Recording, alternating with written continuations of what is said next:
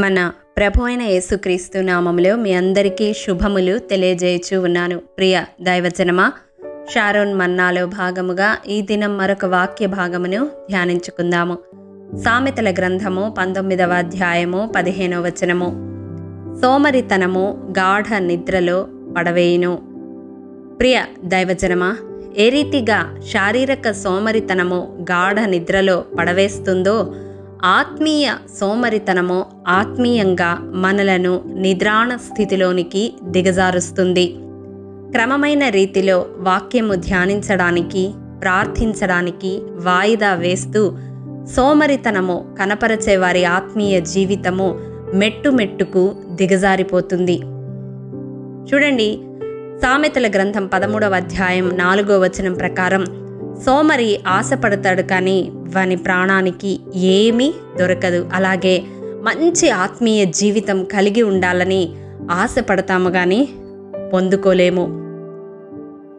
అలాగే సామెతల గ్రంథం 21వ అధ్యాయం 25వ వచనం ప్రకారం, సోమరి వాని చేతులు పనిచేయవట. అదే విధముగా ఆత్మీయ సోమరితనము మనలో ఉంటే క్రియారూపకమైన భక్తిని మనము చేయలేము. సామెతల గ్రంథం 19వ అధ్యాయం 15వ వచనం ప్రకారం, సోమరివాడు పస్తు పడి ఉంటాడు. ఆత్మీయ ఆహార లేమిని ఆత్మీయ సోమరితనం వలన మనం పొందవలసి ఉంటుంది.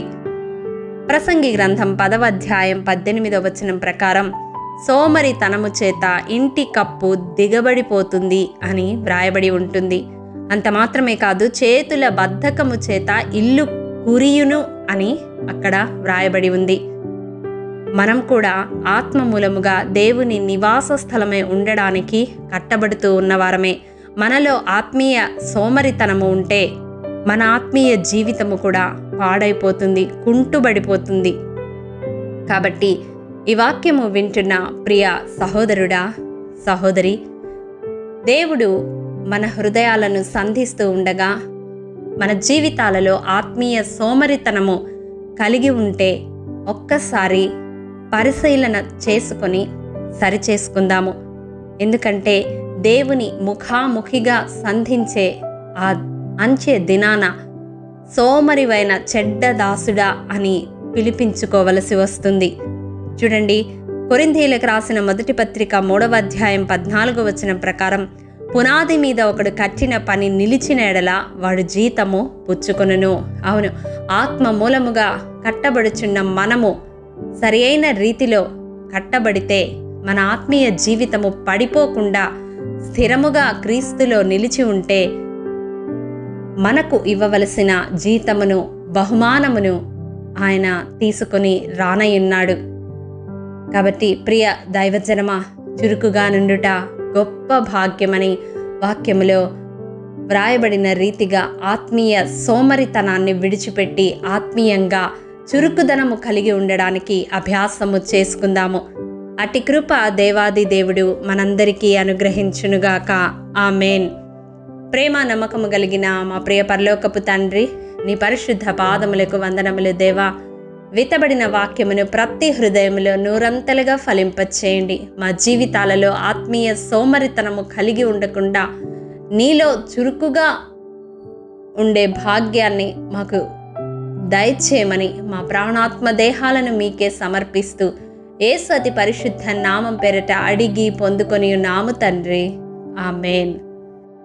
ప్రియ దైవజనమా, అనుదినము షారోన్ మన్నా ద్వారా అడగబడుచున్న నెంబర్ ఇన్ బైబిల్ క్విజ్ ప్రశ్నలకు సమాధానములు ప్రతి నెల మొదటి వారము కామెంట్ బాక్స్లో పోస్ట్ చేయబడతాయి.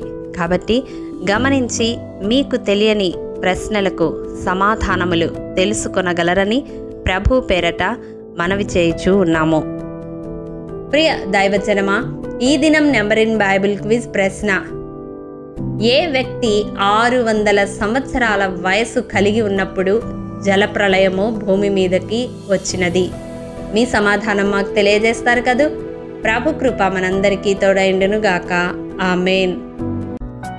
ప్రియ దైవజనమా, ఈ దినము జన్మదినము, వివాహ దినము జరుపుకుంటున్న వారికి షారోన్ గ్రూప్ తరపున హృదయపూర్వక శుభాకాంక్షలు తెలియజేయుచూ ఉన్నాము. దేవుడు శ్రేయస్కరమైన ఆశీర్వాదములతో ఈ సంవత్సరాది నుండి సంవత్సరాంతము వరకు మిమ్ములను నింపాలని ప్రార్థిస్తూ ఉన్నాము. ఆమేన్.